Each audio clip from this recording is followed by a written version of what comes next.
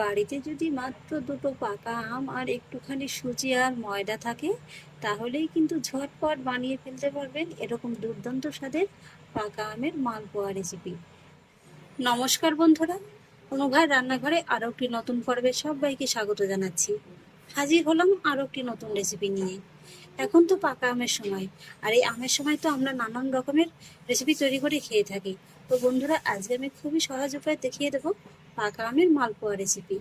পাকা আমের সিজন কিন্তু সারা বছরে খুব বেশি একটা সময় নিয়ে থাকে না, মোটামুটি 2 থেকে 3 মাসের মতো থাকে। এই 2 থেকে 3 মাসের মধ্যে কিন্তু আপনারা আপনাদের পছন্দ মতো এই রেসিপিটি একবার তৈরি করে খেয়ে দেখতে পারেন। কথা দিচ্ছি, একবার খেলে কিন্তু অন্য কোনো রেসিপি খাওয়া ভুলেই যাবেন। তো দেখুন বন্ধুরা, সেই জন্য আমি এখানে নিয়ে নিয়েছি মাঝারি মাপের দুটো পাকা আম। তো দেখুন বন্ধুরা, আম দুটোকে কেটে এইভাবে আমি আমের পেরুটাকে বের করে নিয়েছি। আর এখানে দেখুন মেজারমেন্ট একটা কাপ মেপে কিন্তু আমি নিয়ে নিয়েছি। এখানে কিন্তু 1 কাপের মতো আমের পাল্পটা বেরিয়েছে। এবার আমি আমের পাল্পটাকে একটা মিক্সচার জারের মধ্যে নিয়ে নেব, আর তার মধ্যে একই সঙ্গে নিয়ে নেব 1/2 কাপের মতো চিনি। তবে চিনিটা কিন্তু আপনারা আপনাদের টেস্ট অনুযায়ী কম বেশি করে নিতে পারেন। এইভাবে চিনিটাকে একসঙ্গে আমের সঙ্গে মিক্সার করে দিলে কি হবে, চিনিটা কিন্তু খুব সহজেই একদম গলে যাবে। এবার আমি আমের পেরুটাকে খুব ভালোভাবে একদম পেস্ট করে নেব। তো দেখুন বন্ধুরা, আমের পেরুটাকে আমি খুব ভালোভাবে পেস্ট করে নিয়েছি। আর এবার আমি আমের পেরুটাকে একটা মিক্সিং বোলের মধ্যে ঢেলে নেব। আমের পেরুটাকে আমি মিক্সিং বোলের মধ্যে নিয়ে নিয়েছি। আর এবার আমি আমের মধ্যে অ্যাড করব 1 কাপ সুজি, ওজনে 200 গ্রাম। আর তারপরে অ্যাড করব 1/2 কাপের মতো ময়দা, ওজনে 100 গ্রাম। এবার আমি হাত দিয়ে প্রথমে এই ময়দা আর সুজিটাকে আমি পুরির সঙ্গে একবার ভালোভাবে মিশিয়ে নেব। এখানে কিন্তু প্রথমেই আমি কোনো দুধের ব্যবহার করব না, যেহেতু আমের পেরুটা পাতলাই আছে, তাই কতটুকু লাগে সেই আন্দাজ করে কিন্তু পরে অ্যাড করব। এখানে আপনারা কিন্তু চাইলে সুজি আর ময়দার পরিমাপটা সমান সমানও রাখতে পারেন। তাই আমি এখানে আরও 100 গ্রামের মতো ময়দাটা দিয়ে দিলাম। তাহলে এখানে দুটো মিডিয়াম সাইজের আমের জন্য কিন্তু নিয়ে নিলাম 200 গ্রাম সুজি আর 200 গ্রাম ময়দা। আর একবার একটু ভালোভাবে মেখে নেব। এখানে আমি আজকের ব্যাটারটা হাত দিয়ে মেখে নিচ্ছি, আপনারা চাইলে কিন্তু হ্যান্ডেল দিয়েও মেখে নিতে পারেন। তো দেখুন বন্ধুরা, সুজি আর ময়দাটাকে কিন্তু আমি আমের পিউরির সঙ্গে একবার ভালোভাবে মেখে নিয়েছি। আর এবার আমি এর মধ্যে অ্যাড করব লিকুইড দুধ। দুধটাকে আমি আগে জাল করে কিন্তু ভালোভাবে ঠান্ডা করে নিয়েছি।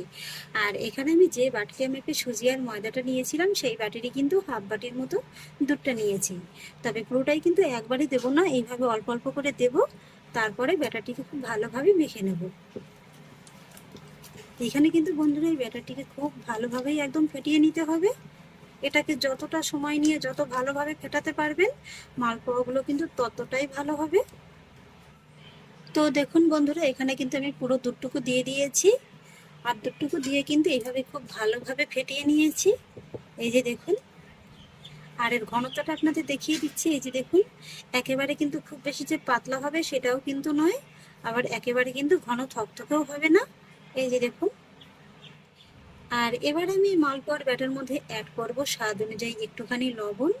তবে এটা যদি আপনারা পুজো পার্বণের জন্য বানিয়ে থাকেন, তাহলে কিন্তু এখানে লবণটাকে স্কিপ করে যেতে পারেন, কিংবা সেক্ষেত্রে এই রেগুলার লবণের জায়গায় কিন্তু সন্দুক লবণটাও ব্যবহার করতে পারেন।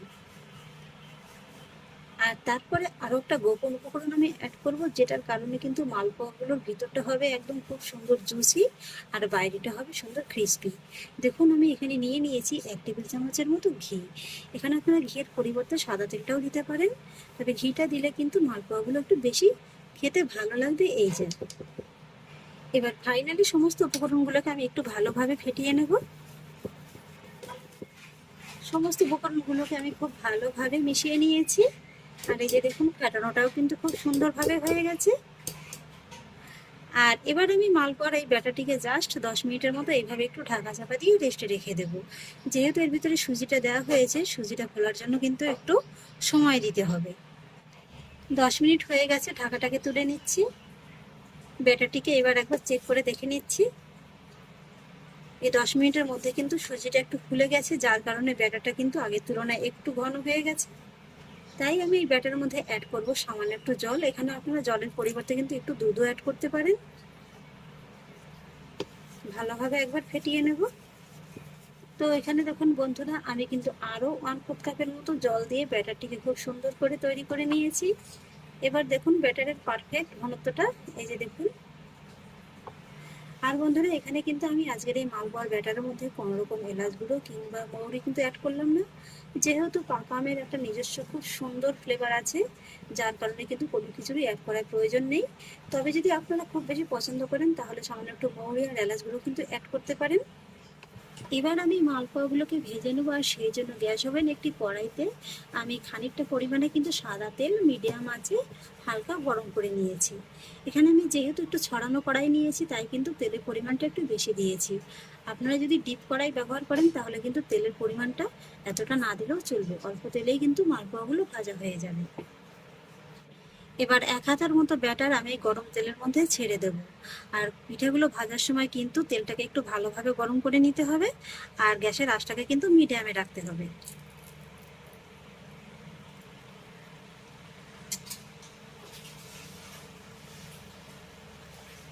এবার জাস্ট কিছুই করতে হবে না, এইভাবে মোটামুটি 30 থেকে 40 সেকেন্ডের মতো অপেক্ষা করতে হবে।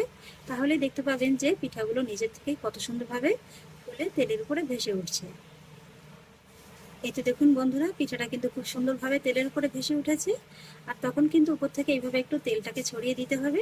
এতে করে দেখতে পাবেন যে পিঠাগুলো খুব সুন্দরভাবে একদম ফুলে বলের মতো হয়ে গেছে। এই যে দেখুন, প্রথম পিঠাটাই একদম কত সুন্দর ফুলকো ফুলকো হয়ে গেছে।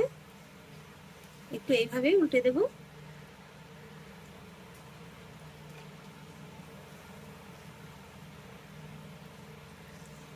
আর এই পিঠাগুলো ভাজতে কিন্তু খুব বেশি একটা সময়ও লাগে না। আপনারা যদি একটু কড়া খেতে পছন্দ করেন তাহলে একটু ডিপ লাল করে ভাজবেন, আর যদি একটু হালকা পছন্দ করেন তাহলে একটু হালকা লাল করে ভেজে নিলেই কিন্তু হয়ে যাবে। এতে বন্ধুরা, আমার একটা মালপোয়া কিন্তু ভাজা হয়ে গেছে। আর আমি কিন্তু খুব বেশি একটা লালচে করে ভাজিনি, এই যে দেখুন হালকা কিন্তু একটু লাল করে ভেজে নিয়েছি। এটাকে গরম তেল থেকে তুলে নেব, আরও খাতা দিয়ে দেবো।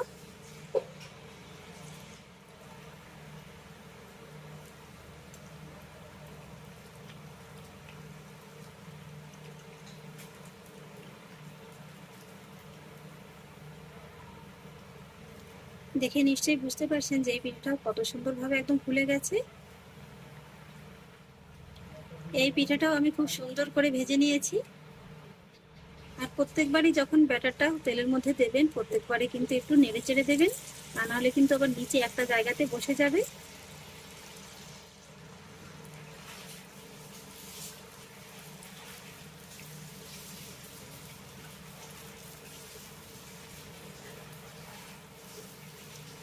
সব কটা পিঠাই কিন্তু এইভাবে একদম ফুলে বলের মতো হয়ে যাবে, দেখে নিশ্চয়ই বুঝতে পারছেন।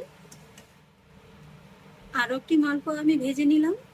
কথা বলতে বলতে বেশ অনেকগুলো মালপোয়া কিন্তু আমি ভেজে নিয়েছি, আর এইভাবেই বাকি মালপোয়াগুলোকে ভেজে নেব। এই তো বন্ধুরা, এক এক করে সমস্ত মালপোয়াগুলোকে আমি ভেজে নিয়েছি। আর দেখতে দেখুন কতটা লোভনীয় লাগছে। আর আমি আজকের এই মালপোয়ার ব্যাটারটা যেহেতু একটু পাতলা করেছি, তাই কিন্তু মালপোয়াগুলো ভাজার সময় খুব সুন্দরভাবে ফুলে গেছে। কিছুক্ষণ বাদে কিন্তু ফোলাটা এইভাবে একটু কমে গেছে। আপনারা যদি চান এই মালপোয়াগুলো অনেকক্ষণ পর্যন্ত ফুলকো ফুলকো থাকবে, সেক্ষেত্রে কিন্তু ব্যাটারটাকে আরেকটু ঘন করে নেবেন। আর সেক্ষেত্রে কিন্তু এই মালপোয়াগুলো ভাজতে আরেকটু সময়টা বেশি লাগবে। আশা করছি বন্ধুরা, আমার আজকের এই রেসিপিটি খুবই সহজ উপায়ে আপনাদের বোঝাতে পেরেছি, যাতে করে বাচ্চা থেকে বড় সবাই কিন্তু খুব সহজেই বানিয়ে ফেলতে পারেন। দেখুন বন্ধুরা, মালপোয়াগুলো কতটা লোভনীয় লাগছে। বাড়িতে যদি মাত্র দুটো পাকা আম আর একটুখানি সুজি আর ময়দা থাকে, তাহলেই কিন্তু ঝটপট বানিয়ে ফেলতে পারবেন এরকম দুর্দান্ত স্বাদের পাকা আমের মালপোয়া রেসিপি। দেখুন বন্ধুরা, ভিতরটা শুধু কত সুন্দর হয়েছে। আশা করছি আমার আজকের এই রেসিপিটি আপনাদেরও খুব ভালো লেগেছে। যদি ভালো লেগে থাকে তাহলে আমাকে অবশ্যই একটা লাইক এবং কমেন্ট করবেন, সেই সঙ্গে বন্ধুদের সঙ্গে শেয়ার করবেন। আর প্লিজ বন্ধুরা, যদি আমার পরিবারের নতুন সদস্য হয়ে থাকেন তাহলে একটা সাবস্ক্রাইব করে পাশে থাকা বেল আইকনটি প্রেস করে দেবেন। ফিরে আসছি এরকমই পরের অন্য কোনো নতুন রেসিপি নিয়ে। সবাই ভালো থাকুন, সুস্থ থাকুন। ধন্যবাদ।